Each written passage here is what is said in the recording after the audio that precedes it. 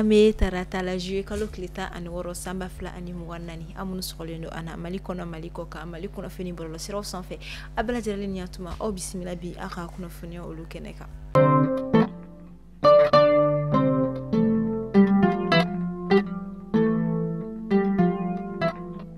nafuni damnela kalo sabate meni kofe mi yere ko na fanga ni tofe febe anga jamana ko na anga jamana fronte fanga ma ko ni anga ni ata kuluga baro bela jirlen ko ni njo o ko ni kama arabado ka sanga ni conseil des ministres ko ni o anga jamana ministre ko ni kala dala sigli mi biga ke o keneka ayirala ka foko o suspension bela jirlen ko ni mina wuli ka bi o be ayira ka fo fanga ni to munu be anga jamana ko na o seka o ka baranu ka wuli ka jo ko ni damine kurai o kama anga jamana ministre nyama koroni o premier ministre koro Musa Marai ale bora ka anga jamana nyama ko ni kani wali yayin ko ni fu ka boya masiki uye mi reference fe fana ayela yini ke anga jamana frache fanga nyama uye wala sa ubesega politiki to nyama ani politiki to ma fa ko ni minena ka asabu ko ni kani wali ya ko ni joli sharia mi bora ni munu mason ko obatu min kerso wi ka ubla ko banani nyongonche ugaseka bla to ya mina ka sanga ni wali yayin ko ni ko abe ola yini fene ke anga jamana nyama ufe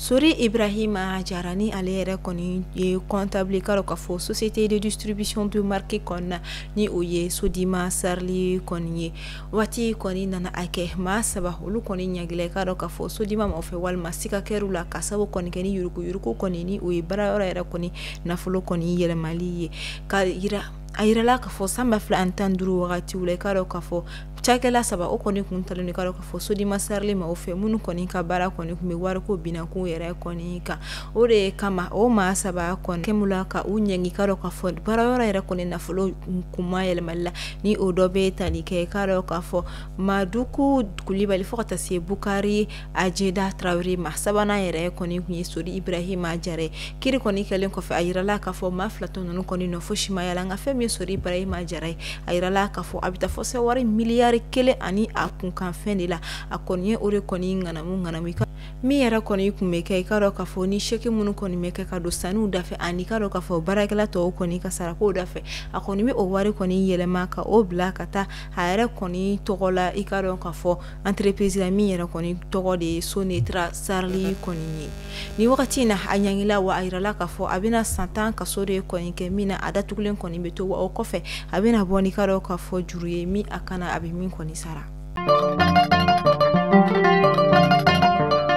akuna funia de la kuno juin kalo klita alenduru kado ka fo mako tribunal de commerce koni président feni oye madame Jara Kankou Sankare koni ay ayira ka foko kata bi koni mama o mani koni be ko bina ku ka walma ikoni be baraka o koni sira koni fe igata fe me kado ka fo déclaration du bénéficiaire effectif koni ta mi otedo were mi mina sababu ka seka jelion koni do baro koni konnala wa o ko fe ka yuruku mi mina sababu ka seka dan koni sirule karo ka fo commerce era koni bina kunka ani karo ka fo ka seka femi karo ka fo yuruku ani wari koni kuma yele maluka o kele ka boy karo ka fo o ka bara koni konnala ay ayira ka fo mawo mani koni durani bara koni konnala ka soro imata o fen koni nyini ka do ibulo koni konnala o be ayira ka fo ite jate ikaro ka fo anga jamana commerce koni nke ba ko fe wa ibe seka kololo wal mel seka de hu koni soro o wali yakonna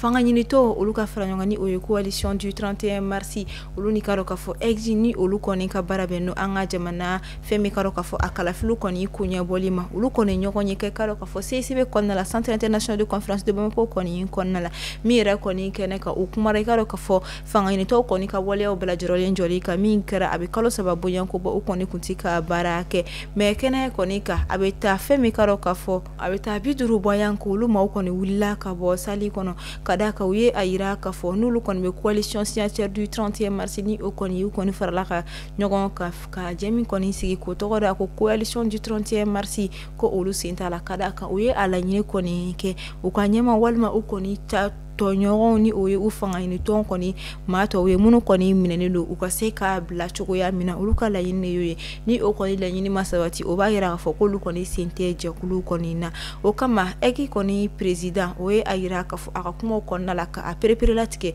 ka fo ko egi koni ka barate wa akoni ma delikato ka ikoni senu kiriko koni konyo ulula anga jamana konna la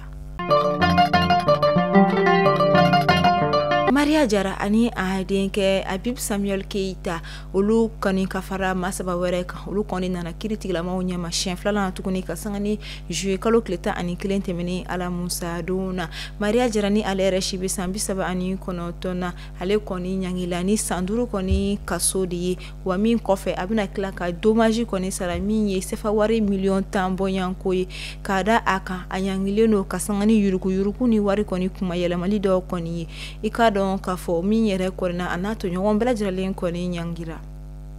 ka sanga ni parti civile maaw yɛrɛ kɔni ka laɲinini kɔni ye maa ɲangilen ninnu kɔni u bɛna jɛ ka wari kɔni sara min bɛ taa fɔ sɛbɛn wari million 600 million 10 wa 80 ani wa 70 ani a kunkanfɛn de la u bɛ kɔni sara i ka dɔn k'a fɔ ambassadeur des Pays-Bas min kɔni bɛ Mali kɔnɔna la.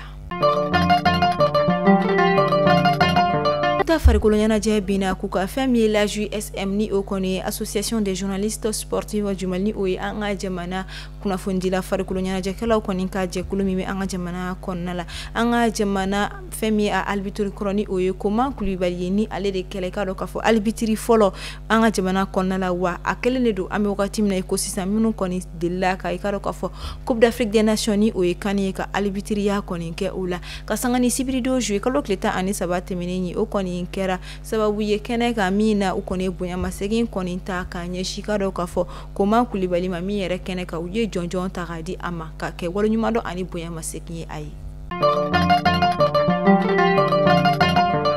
An bɛ wagati min na i ko sisan FEMA Foot Fédération Malienne de Football ni o ye an ka jamana senandolacɛlaw ka fédération ye o ni ka dɔn k'a fɔ an ka jamana samata sɛgɛ olu kɔni ti ka ɲɔgɔn kan fɔ kosɛbɛ ka sanga ni an ka jamana capitaine ni o ye Hamari Traoré ale kɔni suspend i ka dɔn k'a fɔ FEMA Foot kɔni fɛ o kama i ka dɔn k'a fɔ joueur caman fana olu bɛɛ lajɛlen kɔni ye u yɛrɛ sama ka bɔ i ka dɔn k'a fɔ équipe nationale kɔni ka sélection kɔni min kɛra ni o ye sélection nationale kɔni ye. Akilila jigida capitaine Hamari Traoré ale kɔni ka suspension kɔni sababuya bɔra ka sanga ni a ka publication dɔ ye min na a ye fɛn min ka dɔn k'a fɔ kumakan dɔw bila bɔlɔlɔsiraw sanfɛla la min kɔnɔna la a bɛ a yira k'a fɔ ko an ka jamana sabata sɛgɛw tɛ ka se ka jaabi ɲuman di sisan o sababu kɔni bɔlen no fédération kɔni yɛrɛ ka baara kɔni kɛcogo kolon de la ka d'a kan a ye a yira k'a fɔ k'u ti ka baaraw kɔni kɛ a kɛcogo la min bɛ se ka to k'a fɔ nafa ɲumanw bɛ se ka sɔrɔ u ka senandolaciw ni u ka baaraw kɔni na publication min kɛlen kɔfɛ a kɔkɔrɔma donna i ka dɔn k'a fɔ senandolacila caman kɔni fɛ minnu sigila ka segin ka publication in kɔni cari u ka bɔlɔlɔsira olu sanfɛla la i ka dɔn k'a fɔ ka sanga ni an ka jamana samata sɛgɛw kɔni ka nin wulikajɔ kɔni ye u ko ko olu bɛ a yira k'a fɔ ko nin kɔni tɛ Hamari Traoré ka kɛ olu de fana wulila ka jɔ ka d'a kan ni Hamari suspend a subsana olu bɛɛ lajɛlen de kama wa olu fana bɛ wuli ka jɔ ka a dɛmɛ ka d'a kan a ye kuma min fɔ a ma nkalon fɔ a ye tiɲɛ de kɔni fɔ ka sanga ni kunnafonidilaw ka wulikajɔ min kɔnɔna u ye fédération maaw kɔni u gɛrɛla u la ka ɲininkali olu kɛ a yirala k'a fɔ fédération kɔni a kumara nka fɛn min ka dɔn k'a fɔ Hamari ka nin publication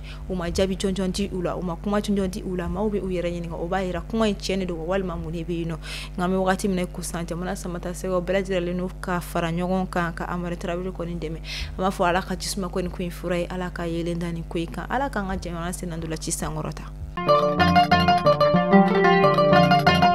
Sibirido juillet kalo tile 13 tɛmɛnen fɛn min ka dɔn k'a fɔ centre Kouanga Muyung kɔnɔna la ni o bɛ bako jigiyɔrɔ ni ka olu fɛ yen nɔ compétition de taekwondo min kɔni taekwondo ma olu kɔni u ka compétition nationale kɔni ta ko fɔlɔ baaraw kɔni kɛ kɛnɛ min kɔni kan ligue régionale fila bila la ka na min na Kulikoro ale ni Segu bɛ o la fɛn min ka dɔn k'a fɔ nin kɔni kɛra compétition i ka dɔn k'a fɔ seniors ni ɲɔgɔn cɛ min yɛrɛ kɔnɔna catégorie 16 kun bɛ yen nɔ fɛn min ka dɔn k'a fɔ catégorie olu kɔni kun b'a daminɛ moins de 54 kilos fo ka taga se plus de 73 kilos kɔni ma min yɛrɛ kɔnɔna cɛw bɛ ala ani musow bɛ ala a yirala k'a fɔ ko ni laɲini kɔni tɛ dɔwɛrɛ walasa ka se ka an ka seniors kɔni labɛn ka bɛn ni compétition nataw ye kɛrɛnkɛrɛnnen la compétition kura min kɔni bɛna kɛ Rusikaw fɛ o kɔfɛ fɛn min ye tournage 1 kɔni min fana bɛna kɛ i ka dɔn k'a fɔ Guinée équatoriale ka olu fɛ yen nɔ o kɔfɛ Alliance des États du Sahel o fana tournoi kɔni baaraw bɛɛ lajɛlen kɔni bolodalen don ka bɛn ni san laban olu kɔni ye.